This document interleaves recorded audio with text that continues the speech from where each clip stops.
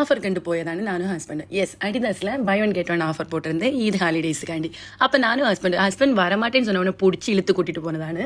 முன்னாடி ட்ரெஸ்ஸை கண்டாலே எனக்கு ஒரு இன்ட்ரெஸ்ட் ആണ്. ட்ரெஸ்ஸை கண்டோன்னே ட்ரெஸ்ஸு கடையில் ஏறுം. ஆனால் இன்னுം അറിയില്ല ഈ ഒരു ജിം ഫീൽഡിൽ ഏറിനதுக்கப்புறம் எந்த ஷூவை கண்டாலும் எனக்கு ஷூ கடைக்கு ஏறணும்.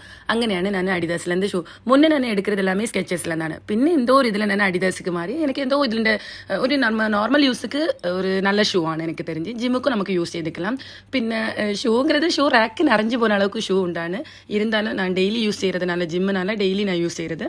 അതുകൊണ്ട് நான் ஷூ അങ്ങനെ വാങ്ങി കൂട്ടിക്കിട്ടേ ഇരിക്കും.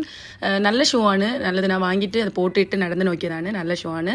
പിന്നെ நான் முன்ன வீடியோலே പറഞ്ഞിട്ടുണ്ടാണ് ഏട്ടൻ എനിക്ക് എല്ലാ കാര്യത്തിലും ഭയങ്കര സപ്പോർട്ടാണ്. ഇപ്പം ഞാൻ ഒരു ஷூவை போட்டுட்டு ஜஸ்ட் கண்டுட்டு எடுத்துருவேன். என்னோட சைஸ் இதுதான் சொல்லிட்டு நான் எடுத்து வச்சிருவேன். ஆனால் ஹஸ்பண்ட் அப்படி இல்லை. என்னோட சொல்றது அது போட்டு நடந்தோ, நீ கொஞ்சம் நடந்து നോക്ക്, എങ്ങനെയാണ് അത് ഉനക്ക് കംഫർട്ടബിൾ ആണോ, അങ്ങനെ എൻ്റെ കാര്യത്തിൽ കുറേ കെയർ എടുക്കുന്നതാണ്. അങ്ങനെ ഒരു നല്ലൊരു ഹസ്ബൻഡ് എനിക്ക് കിട്ടിയിട്ടുണ്ടാണ്. അതിൽ മറ്റും ഇല്ല.